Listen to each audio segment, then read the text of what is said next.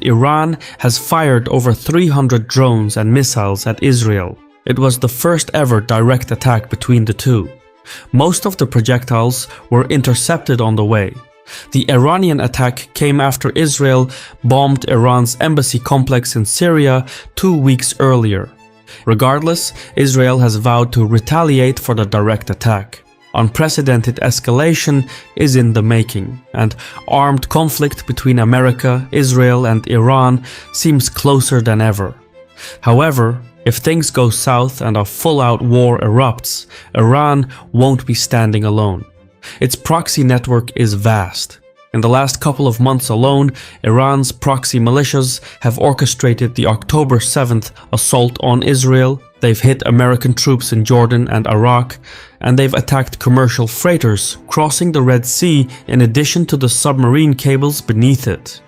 In all, since the Gaza conflict, there have been more than 160 attacks on American troops. Biden's response has been timid at best.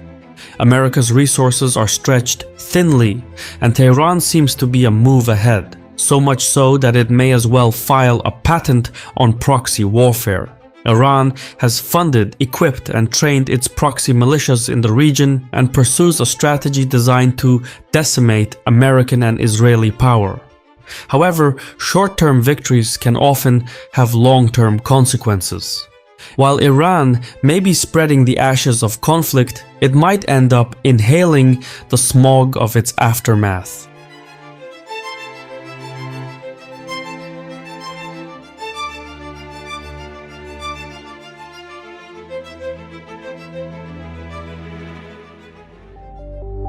What comes next for Israel is controversial, but it greatly depends on America's resolve. We know that Israel will respond since it needs deterrence. However, Biden is not on board with a counterattack, and White House officials are trying to spin Iran's attack as an Israeli victory because there was minor damage. Ground News, today's sponsor, helps me cut through the noise. It gives access to local and regional sources for a more comprehensive perspective. I can compare headlines on the same story and see how different sources, sometimes even opposing sources, frame certain events. Ground News provides you with the tools to consider all these angles. For me, that is invaluable, and it's the reason I turn to Ground News whenever I read about current events. Go to ground.news/Caspian to get 40% off unlimited access to their Vantage plan, the one I use to do my analysis. They really are an invaluable service, and I can't recommend them enough. Iran and America have been at each other's throats for decades, but things have been heating up as of late. The war in Ukraine is eating up American resources, and whatever is left must stand by at the ready for the flashpoint that is Taiwan. For Iran, however, now is as good a time as any to overthrow the status quo. America can't be everywhere at all times. But to understand how things reached this point, we need to rewind the clock to the 1979 Islamic Revolution. The US-backed monarch is overthrown, and the Islamic leadership seizes the US embassy, holding all 52 American diplomats hostage. For Iran, severing relations with Washington was critical to ensuring the success of the Islamic Revolution. After all, you can't wear the crown while kneeling to an outsider's throne. In the decades following, Iran's foreign policy focuses on rolling back the US presence across the Middle East. Conflicts in the periphery ebb and flow like relentless waves crashing onto the shore. Each wave presents Iran with an opportunity to expand its power. But this approach isn't about annexing territories, it's about creating vassals. By funding, training, and arming a crew of predominantly Shia militant groups across the Middle East, Iran cultivates a web of armed militias ready to execute its will, all while maintaining a veil of deniability. Yet, in the Islamic Republic's infancy, the US held the upper hand. Saddam Hussein emerged as a formidable rival, launching an invasion in 1980. It took 8 years, millions of deaths, and hundreds of billions of dollars to force both sides to the negotiating table. However, the enemy of my enemy is my friend.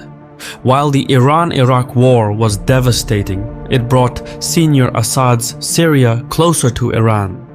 With Assad, Tehran nurtured its first proxy, Hezbollah. The Shia group was the first member of Iran's proxy network, commonly called the Axis of Resistance. Hezbollah has since grown into an influential political party in Lebanon and one of the most capable military forces in the region. It bolsters around 100,000 fighters, augmented by drones, tanks, artillery, and an arsenal of at least 130,000 rockets and missiles. At the heart of Iran's overseas ventures stands the Revolutionary Guards Corps, a formidable ideological paramilitary force that forms the backbone of Iran's power projection.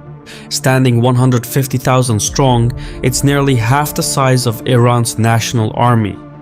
Within its ranks operates the infamous Quds Force, renowned for orchestrating, supplying, and training Iran's proxy assets across the region.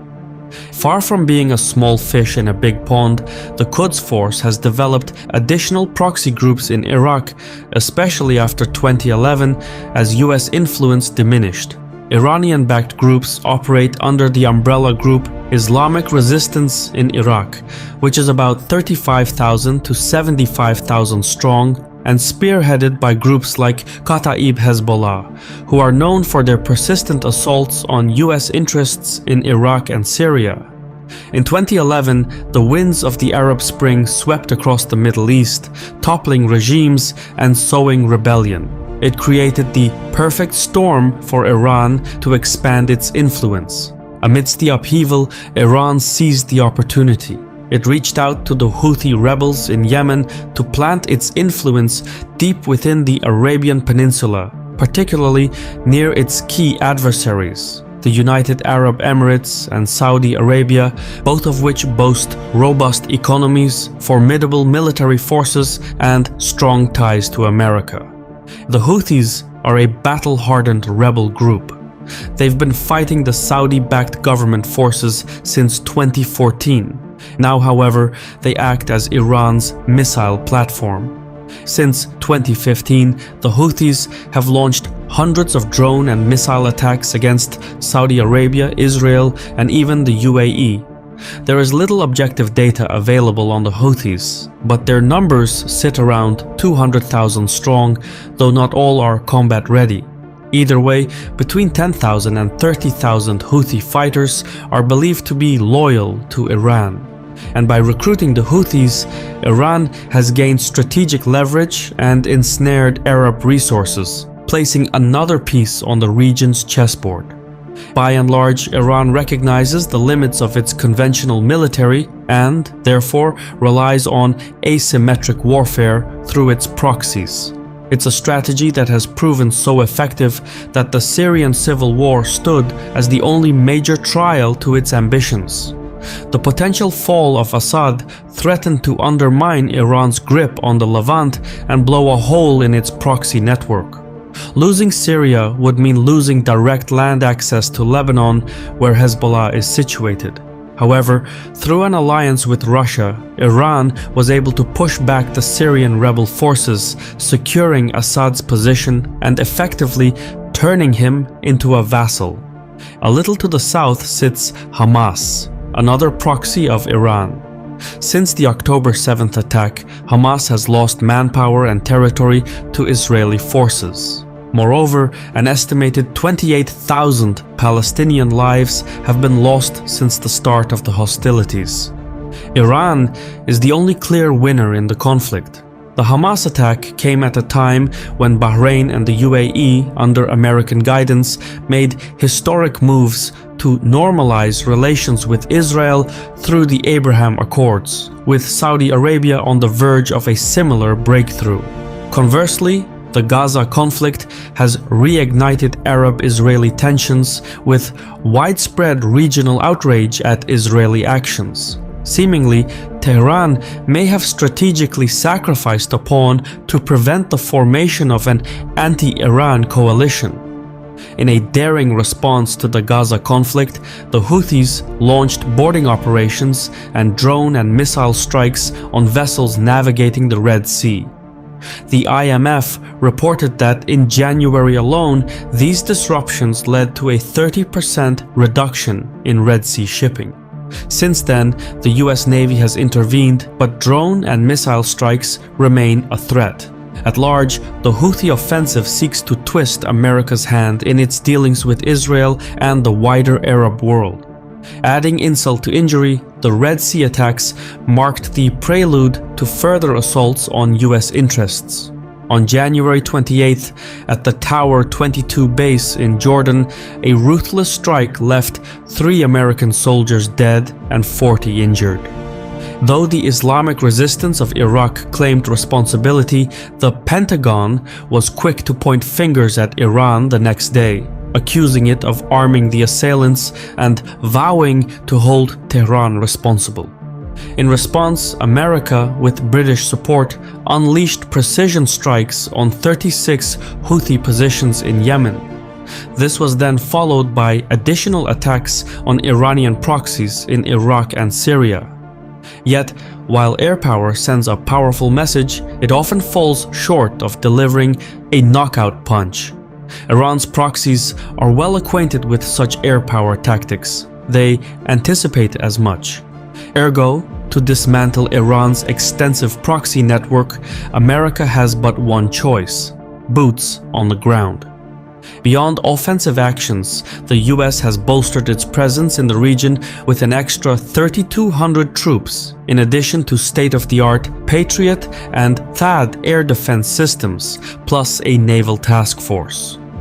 This military footprint serves as a signal to both Iran and US allies of America's commitment to regional security. Still, Iran's proxy attacks are meticulously timed. They capitalize on a critical election year in the United States and bank on American obligations to multiple conflicts. So far, Biden has been cautious, but an electoral victory could encourage him to take a firmer stance. Trump would do the same, if not more.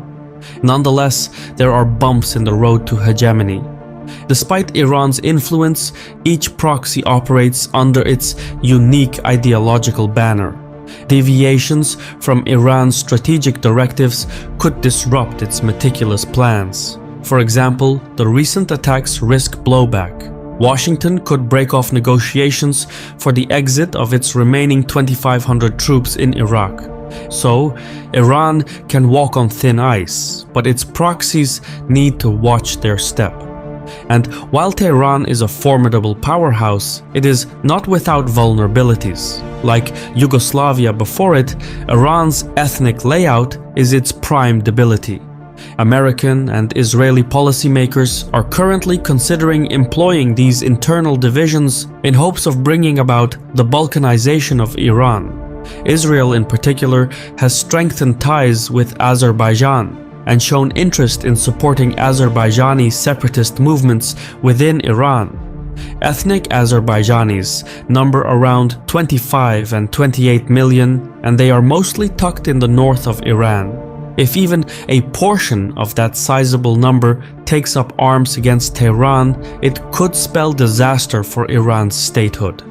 For now, though, information operations are in their infancy. To peek at the future, one needs to look to Iran's east. Here, Iran is in a standoff with Pakistan. At the heart of the issue are militant Baluch separatists who make up the ethnic majority in the region and feel marginalized by both Tehran and Islamabad. On Iran's side, there is a Sunni Islamist insurgency, while the Baluch insurgency in Pakistan is a more secular nationalist movement. Either way, the ethnic insurgency has both Iran and Pakistan on edge. So much so that in January, Tehran launched unilateral strikes against Baluch separatists hiding in Pakistan. It was the first time Iran conducted an attack on Pakistani soil. 2 days later, Islamabad responded with airstrikes against Baluch separatists hiding in Iran. The tit-for-tat shows just how quickly and unexpectedly things can go south. For now though, as the dust settles, Israel will look to re-establish deterrence for Iran's direct attack. However, the level of support from America will determine whether the crisis escalates beyond just Israel and Iran. Regardless of how this plays out, Iran's proxies move across the periphery like a sandstorm covering America's footprints. But proxy warfare always cuts both ways. Iran may yet win the battle, only to lose the war.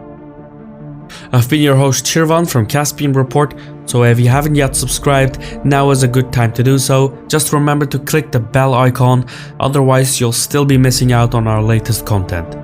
Thank you for watching, and Sağ ol.